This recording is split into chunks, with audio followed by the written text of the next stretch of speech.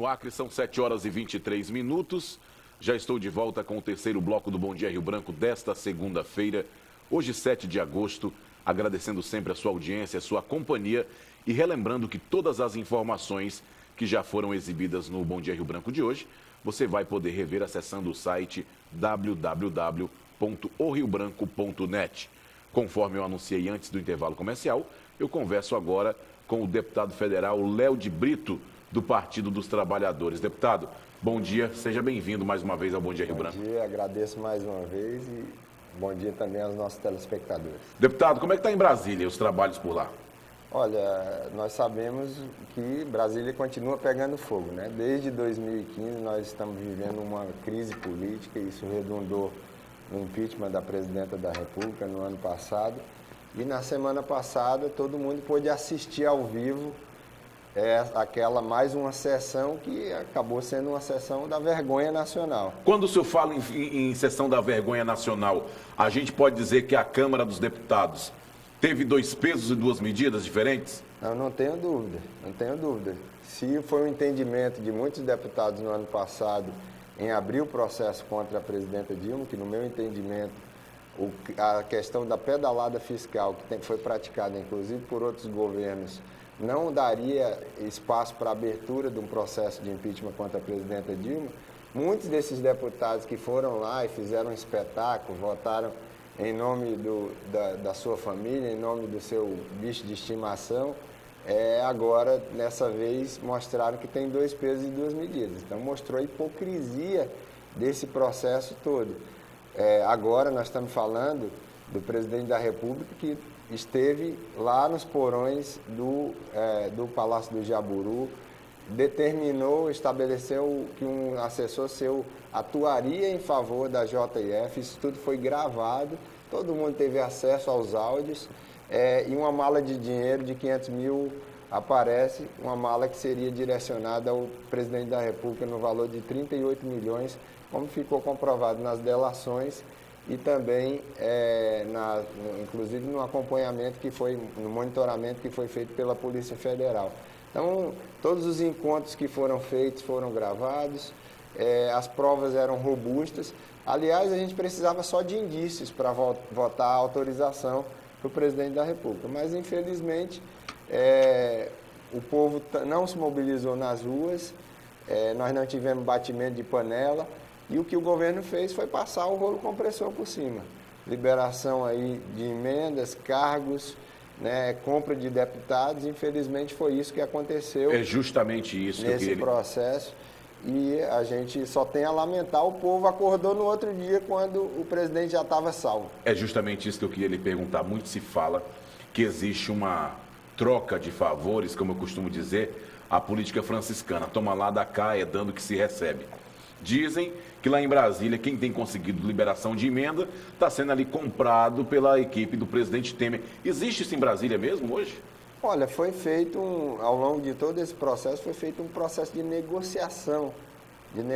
O senhor teve alguma emenda liberada nesse período? Eu tive emendas liberadas. Mas sem acordo nenhum? Não, de jeito nenhum, porque, inclusive, o meu voto está aí, para quem quiser ver, e eu faço oposição. Todo mundo sabe que eu faço oposição sistemático ao governo Temer. O governo Temer, ele se utilizou de 2 pesos e 2 medidas. Ele, para quem não é da base dele, ele libera alguns recursos para fazer uma média, e para quem é da base, e sobretudo quem estava na CCJ, naquela votação que ele inclusive teve que mudar membros da CCJ, porque senão ele perderia na Comissão de Constituição e Justiça.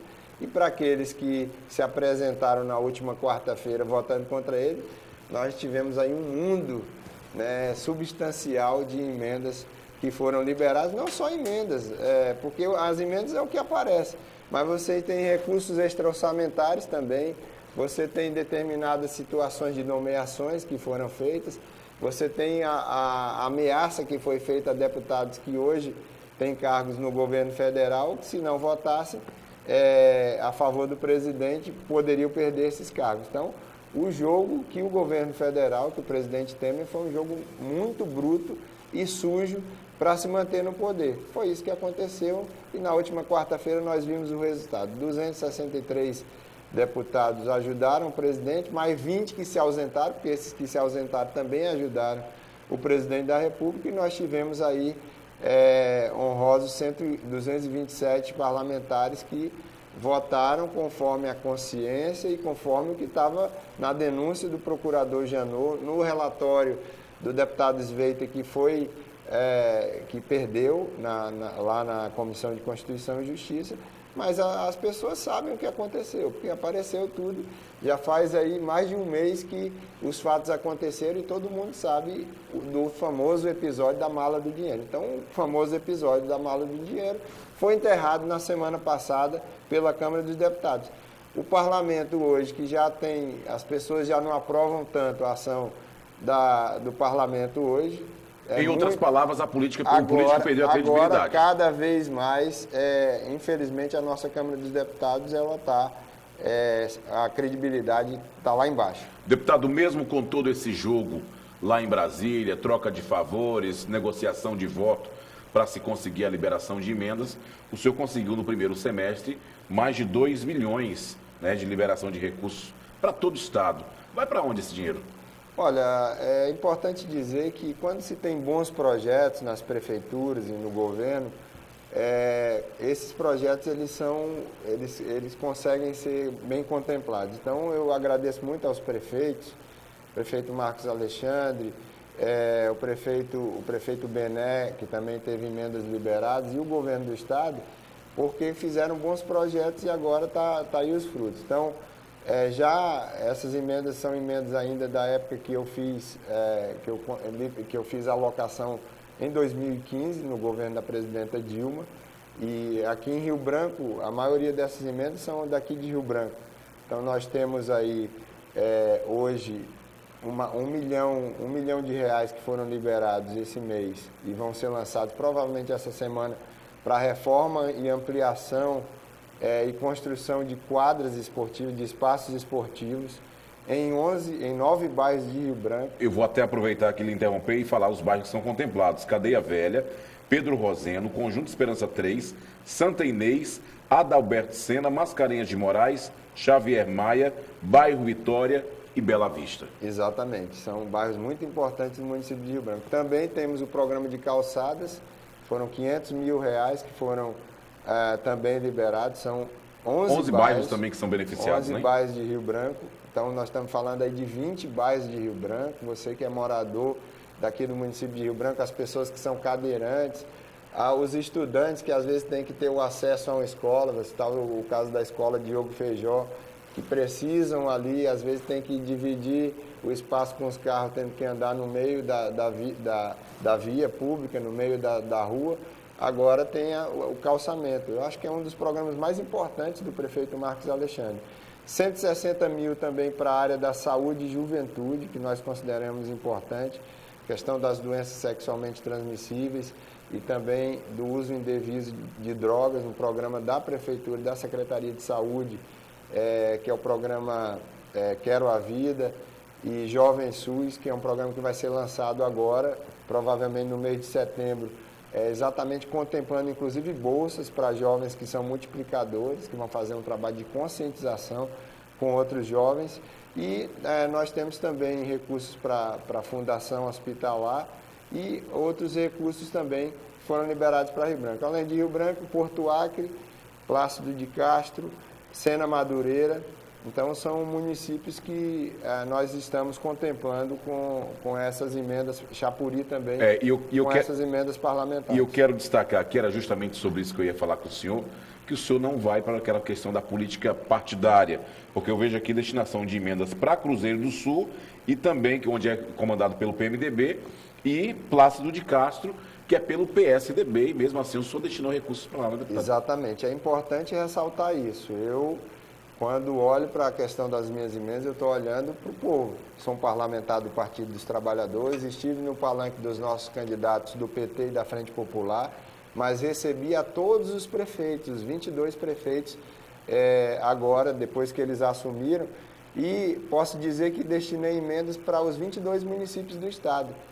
inclusive para prefeituras que são administradas pelo PSDB, pelo PMDB, pelo Sena PSD, Madureira também, hein? Exatamente, que são municípios administrados, no caso de Sena Madureira, administrado pelo Mazinho do PMDB. Então eu não faço essa distinção e, obviamente, que o que eu estou pensando é na população. Acabou a eleição, ano passado nós tivemos os embates políticos, mas agora é pensar no povo desses municípios que precisa tanto de um recurso para a saúde pública, de um recurso para uma quadra de esporte, para o lazer, para a educação, como tem emendas aí para a área da educação profissional, que é uma das áreas que eu tenho olhado com muito cuidado no meu mandato. Então eu não faço essa distinção, estou olhando exatamente para o povo. Deputado, são 2 anos e meio de mandato, o senhor tem aí praticamente 1 ano e meio ainda como deputado federal. O que o senhor ainda não conseguiu realizar, o que o senhor ainda não conseguiu fazer pelo povo do Acre, que o senhor pretende tentar fazer nesse 1 ano e meio?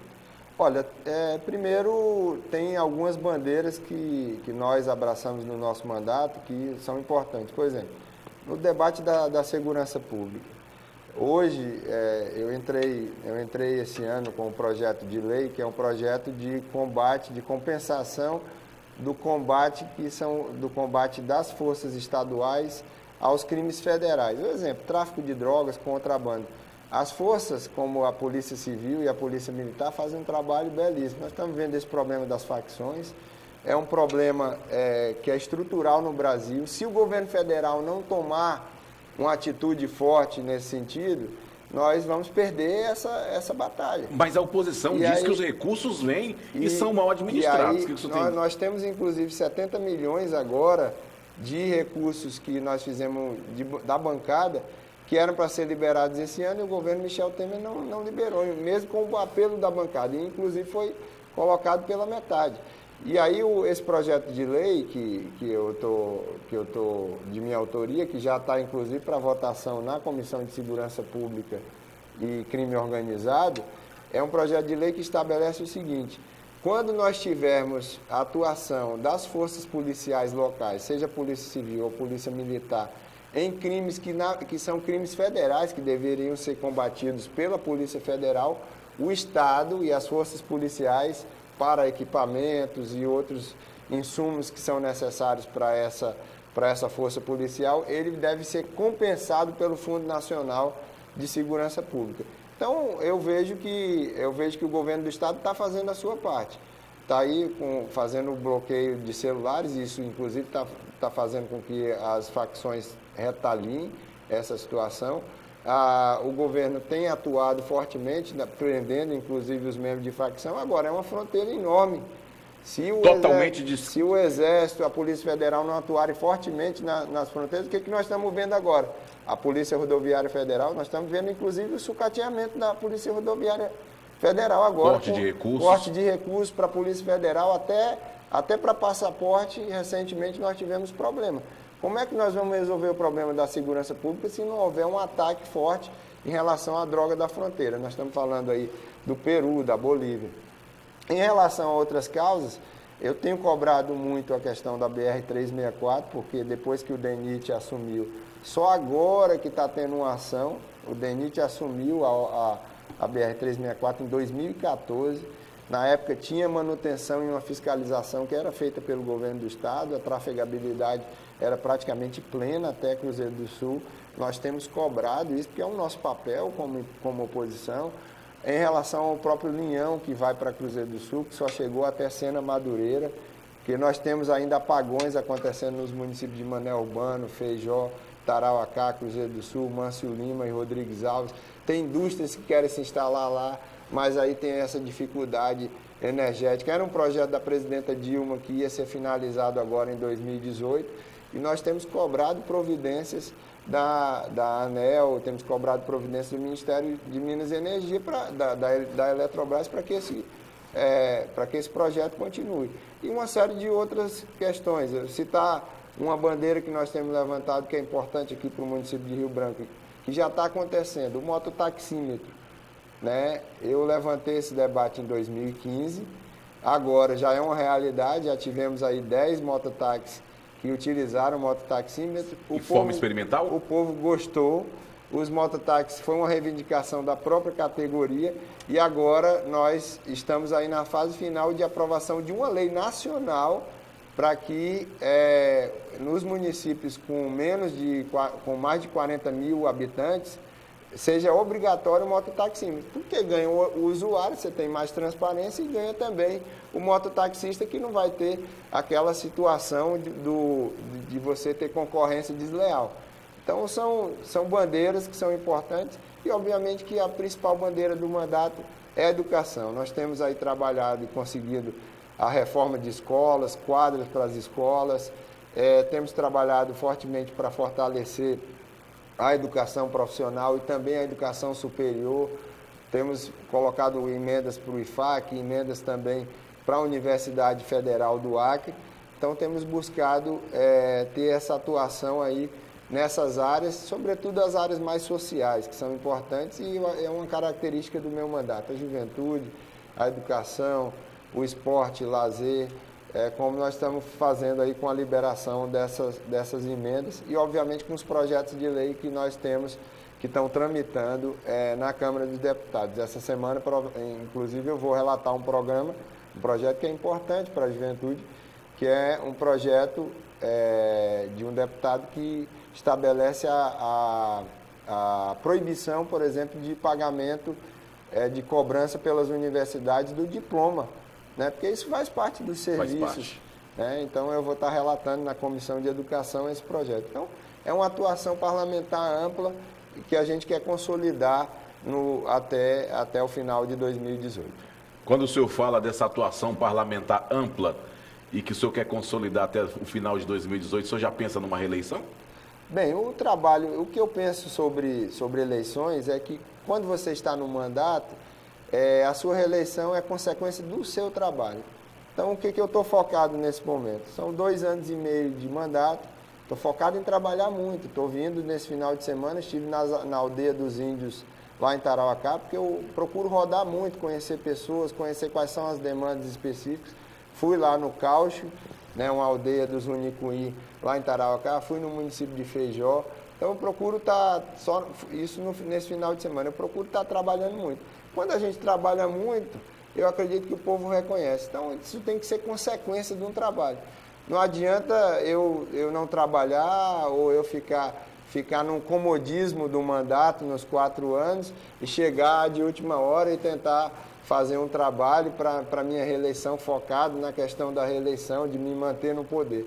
Para mim, o poder, ele não é um fim em si mesmo, ele é um meio para a gente melhorar as condições da população. Eu não dependo da política para sobreviver, sou professor universitário, sou advogado, não estou aqui como um profissional da política. Mas me dá muito prazer poder servir a população do meu estado e do país, participar dos grandes debates nacionais. É esse o espírito do meu mandato. Trabalho, presença. E, claro, se o povo depois, sendo candidato, se o povo quiser reconhecer, isso aí é uma decisão soberana que cabe à sabedoria do povo. Deputado, que mensagem que o senhor deixa para o nosso telespectador? Bem, a mensagem é que nós temos que ser otimistas. Eu acho que o país está vivendo um momento, infelizmente, de uma crise que se estende há muito tempo.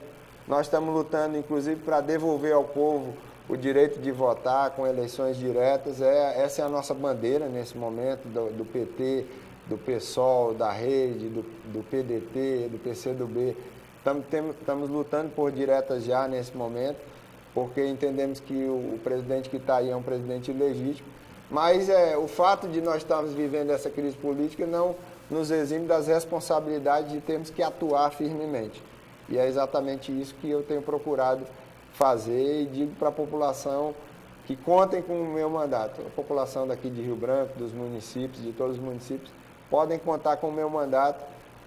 Nós vamos trabalhar firmemente para melhorar a situação do povo, que é esse o nosso propósito principal. Muito obrigado. 7h43. Eu conversei aqui com o deputado federal Léo de Brito, do Partido dos Trabalhadores. Deputado, mais uma vez, obrigado por sua vinda e volte sempre. E com isso eu termino o Bom Dia Rio Branco desta segunda-feira, 7 de agosto, agradecendo sempre a sua audiência, a sua companhia E relembrando que, se Deus quiser e haverá de querer, eu volto amanhã, a partir das 6h30 da manhã, ao vivo, com mais um Bom Dia Rio Branco, aqui na sua TV Rio Branco, Canal 8 SBT. Tenham todos uma excelente segunda-feira, uma semana abençoada por Deus e até amanhã.